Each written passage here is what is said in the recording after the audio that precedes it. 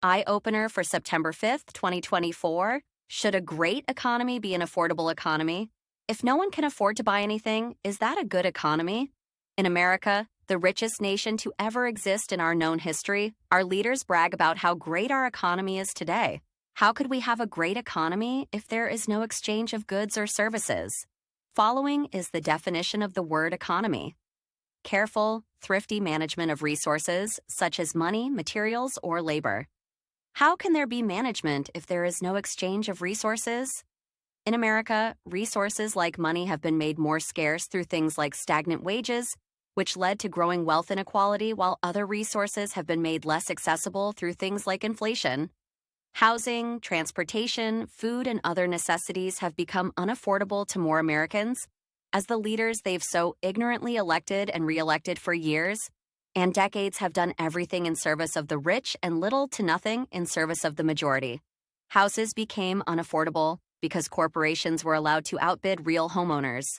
Food is becoming unaffordable because corporations fund the agencies tasked with regulating them. Medicine treats the symptoms of a disease or illness, but not the disease or illness itself because it's more profitable.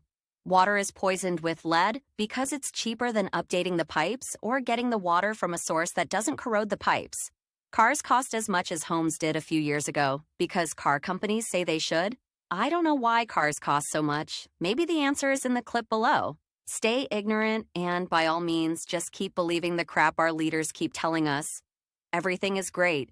The stock market is great. No matter what your eyes, ears, stomachs, family members, or friends tell you, life is great. Kamala said Joe was fine for 3 years, despite the videos all over the internet. Trump said the oil in Syria was safe for America's exploitation, as if it belonged to America. Fed Chair Powell promised that printing $5 trillion in just a couple years wouldn't cause inflation. It's as if the scarcity that is making everything so expensive today was created artificially. It's as if the world produces the same amount of stuff it produced a year ago, but the current cost of stuff implies we only produce half as much stuff. Something smells fishy. Something doesn't add up. Something feels amiss. Add whatever cliche you want here. It's probably applicable because our leaders have screwed most of us over and we were too stupid, ignorant, or willfully blind to see it.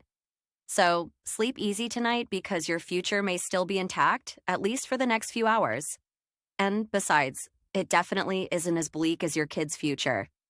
In 2018, Chris Osman wrote a book highlighting the problems humanity would face if power, wealth, and control continued to be funneled to a small group of elite individuals, groups, or organizations. In his book, Mr. Osman provided solutions, from himself and others, to the inevitable problems we all would face, and offered the means for the public to analyze, compare, and contrast the words and deeds of those chosen to lead us against reality. In his book, Solutions, Enough Complaining, Let's Fix America, Chris provides the means for readers to disseminate information provided by their news sources of choice, their elected officials, and any other authority they follow. The book also offers the means to hold these leaders up, not just to a higher standard than is currently accepted, but to one that will improve lives. Click the link below and download your copy.